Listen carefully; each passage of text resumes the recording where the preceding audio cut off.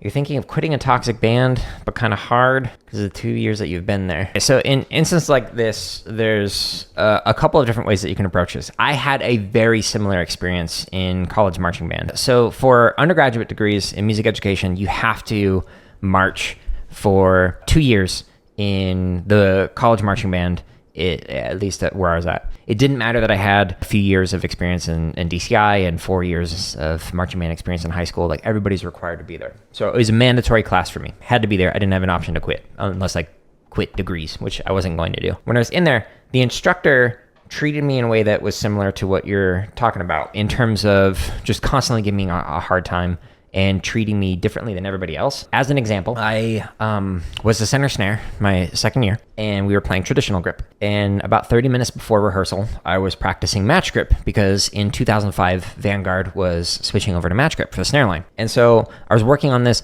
before rehearsal, and the instructor came up to me and was like, if I see you play that way again, meaning match grip, and then he's like, you're off my line. And I was like, what are you talking about? Like, I'm also a concert percussionist, like in the percussion studio. Are you going to like tell me I have to play traditional grip on marimba? Like, dude, this is my practice time. I do what I want. And so he got really upset with me. And he's like, that's it. You're off center snare. And so he kicked me off of center snare and I had to march on the end. And he tried to talk to the director to get me kicked off of the drum line entirely to fail me in the class, which again, I had to be there. It was mandatory for the degree. As a result of this, I ended up going on anti-anxiety medication because I was starting to have panic attacks before every single rehearsal because like I didn't know what he was going to do each one of the rehearsals, because like when I'd go there, I'd be like, is he going to yell at me for something that I didn't do or whatever? So I just like completely wrote off the rest of the season and just did not care at all about it because of how horrible it was. The options that I had there is I could have, and maybe this relates to you, it was just a roundabout way of answering your question, just also trying to say I relate to it, could have potentially spoken to the instructor and said, hey man, why are you treating me differently than the rest of the people on the line? Like, what's the source of this? Is there a reason why you're doing this? It's like not cool at all. I don't appreciate it. Part of that issue was he tried to bring me down to elevate himself. But another part was like his like roundabout way of like trying to be like tough on me to like encourage me to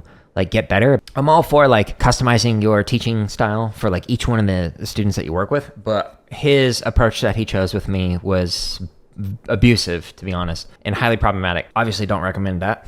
So I couldn't talk to him. So what I ended up doing is I talked to the band director to try and get things changed.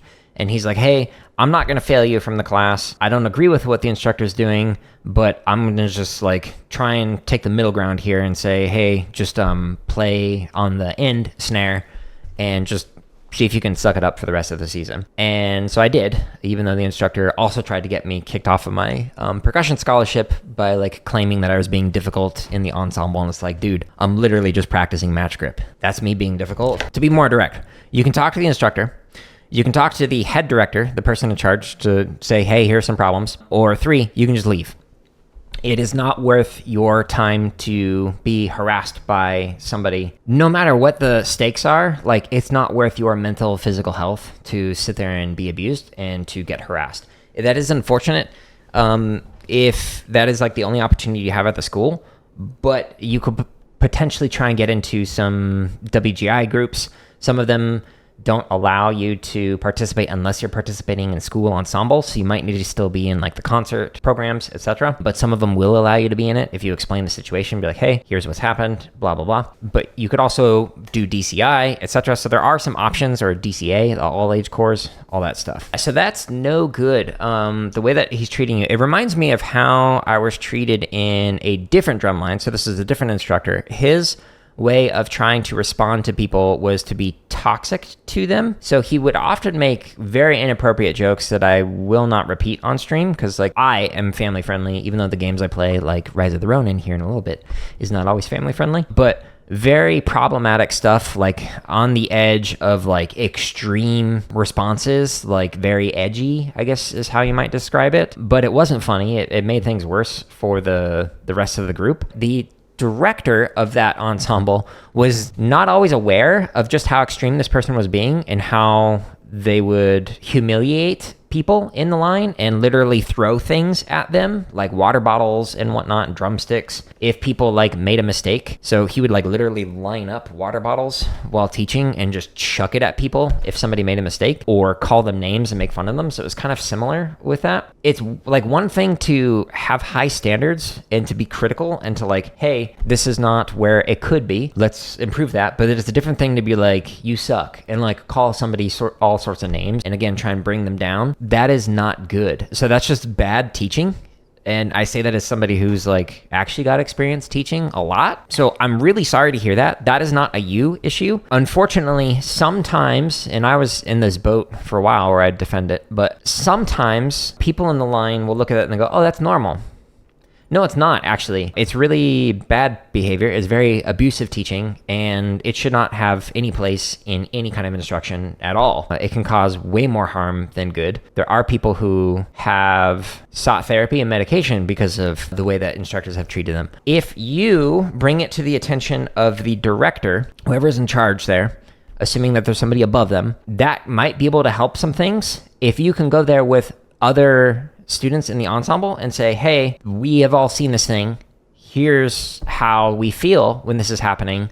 Here's documented evidence on this date. He said this, on this date she said that, whatever their gender is. That might be able to help. But sometimes the directors will defend that. I've had some instances of other directors.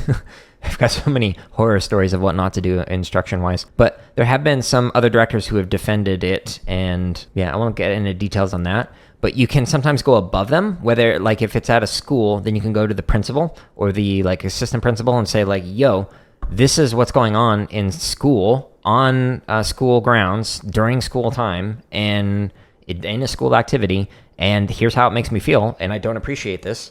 I've spoken to the instructor about it. I told them I don't appreciate it. They responded in this way, and just document it. And if you have some evidence and whatnot, that can help with that to like make a case. But you can just keep elevating it. And if like the principal doesn't do anything about it, cool, go to the school board and talk to them about it. You're just going to quit? Yeah.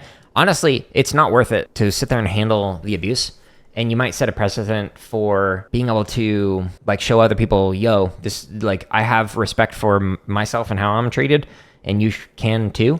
And you don't have to sit there and take the abuse. I'm genuinely sorry to hear that is how you're being treated. That is terrible. It is sad to see and to hear that the activity is still kind of perpetuating some abusive, I wanted to say pedagogies, but like it's not teaching. That's just bad teaching. It's terrible. So I'm sorry to hear that. The life gets better when you distance yourself from people who are bringing you down, no matter what the stakes are. Like, prioritize yourself and your health, and know that like you'll always have other opportunities to drum in different capacities, different ways.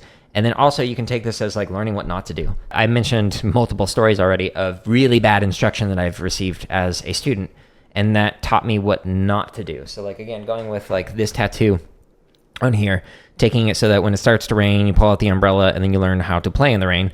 Like, this is something, the reason why I have it on my forearm is because I want to always remember that. So like taking the really bad instruction, starting to rain, and then learning from it and going, no, I don't want to do that. I'm going to do this instead and improve. I'm really, really genuinely sorry to hear that.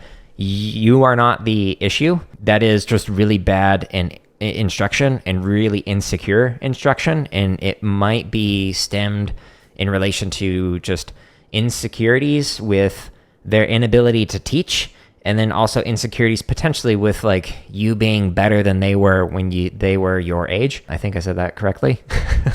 I have seen some instructors like that where like if they have an all-star student, they just give them a hard time because that all-star student is better than they were, and they're intimidated by it, which is kind of pathetic. I mean, to be honest with you.